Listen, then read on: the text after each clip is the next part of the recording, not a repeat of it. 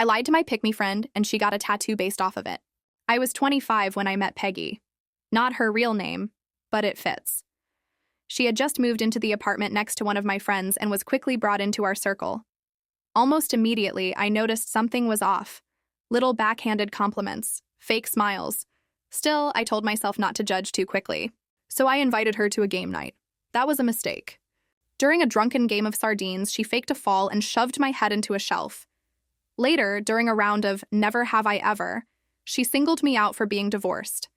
Everyone already knew about it and had supported me through it, but she clearly wanted to embarrass me. That night made one thing clear. Peggy had a problem with me, and I soon figured out why. It was because of Mark, one of our friends, tall, kind, funny, the kind of guy Peggy's type always flocks to. At the time, Mark and I were close friends, and Peggy didn't like that. Whenever he was around, she went out of her way to compete with me, mocking comments, awkward digs, and desperate attempts to stand out. For months, I tolerated it, but then came the tattoo. I had been planning a dragon tattoo for over a year. It was personal, a way to honor my mom, with her favorite flowers woven into the design. One day, Peggy overheard me talking about it. She started asking questions. What kind of dragon? Where I'd place it? What style I wanted? And in that moment, I saw it. The smug little grin. She wanted to beat me to it. So I lied. I told her I loved the movie Spirited Away, that my dad had shown it to me growing up. I said I wanted a tattoo of Haku, the dragon from the film, wrapping around my arm. Peggy had never even seen the movie. I encouraged her to check it out, and that was the end of the conversation. At least, that's what I thought. 2 weeks later, she showed me her new tattoo. A massive dragon, exactly like the one I had described. Not small, not subtle, huge, wrapping around her arm. She was grinning, waiting for me to be upset. I was speechless. She thought she had stolen something from me, but really she had tattooed my fake story onto her body. Forever. For 2 years, I laughed about it privately. Then recently, I confessed the truth to a friend, and that's when she told me something shocking. She had gone with Peggy to the tattoo appointment.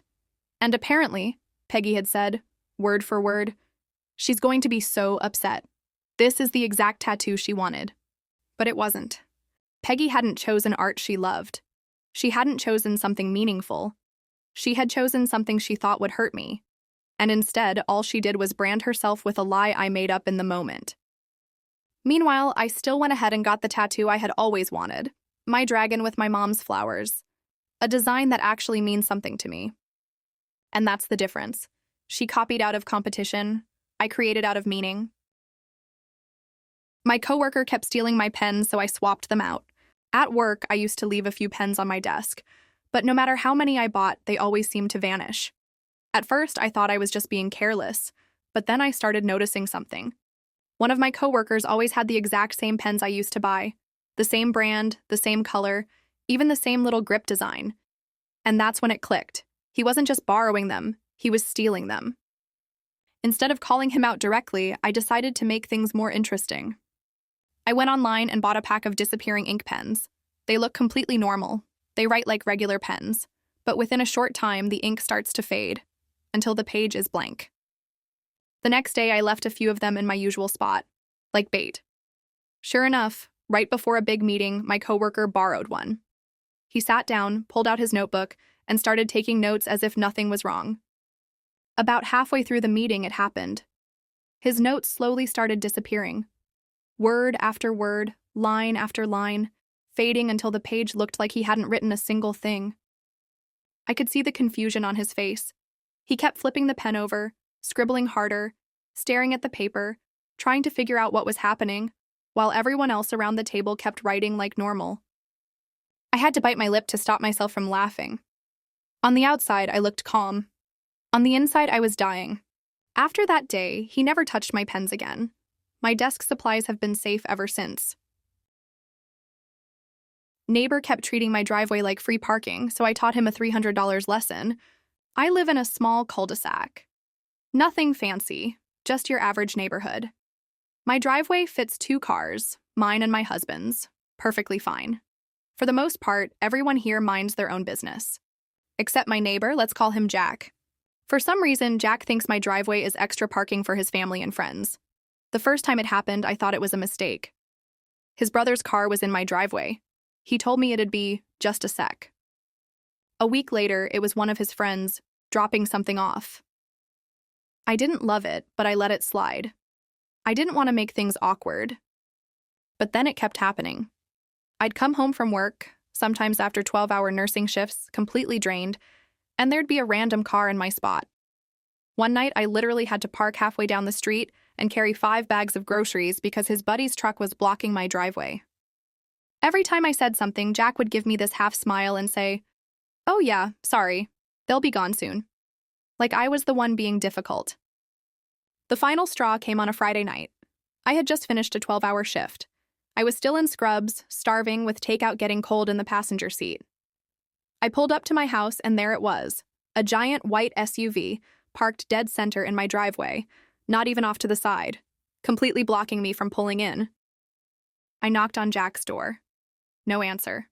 I called his phone. He finally picked up, and super casual, he said, "Oh yeah, that's my in-laws. They'll only be there a couple hours. Just park on the street, it's not a big deal." That was it for me. I called a tow truck. Where I live, if someone blocks your private driveway, you're allowed to tow immediately. 20 minutes later, the tow guy showed up. By the time I finished half my fries, the SUV was gone. About an hour later, there was furious pounding on my door. Jack was beet red, his in-laws yelling behind him. He shouted that I didn't have to take it that far.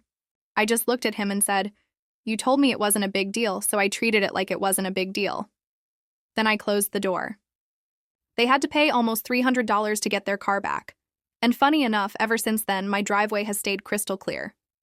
Not even for just a sec. Neighbors' aggressive dogs kept attacking mine. So Elle went full neighborhood tattletale. I have 3 dogs. I take being a responsible owner seriously. If they bark outside, I bring them in immediately. Each one of them has been trained extensively in obedience. My neighbors also have 3 dogs. When they first moved in, they were shocked at how well-trained mine were. I could tell it made them insecure because theirs were, and still are, completely out of control, reactive, constantly barking. Whenever they saw me correct mine, they'd say, "Don't do that, they're just being dogs, just doing their job." Translation: they didn't want to feel bad about their own dog's chaos. My yard is fenced in with an $8,000 vinyl picket fence. When they built their fence, they used mine as the 4th wall.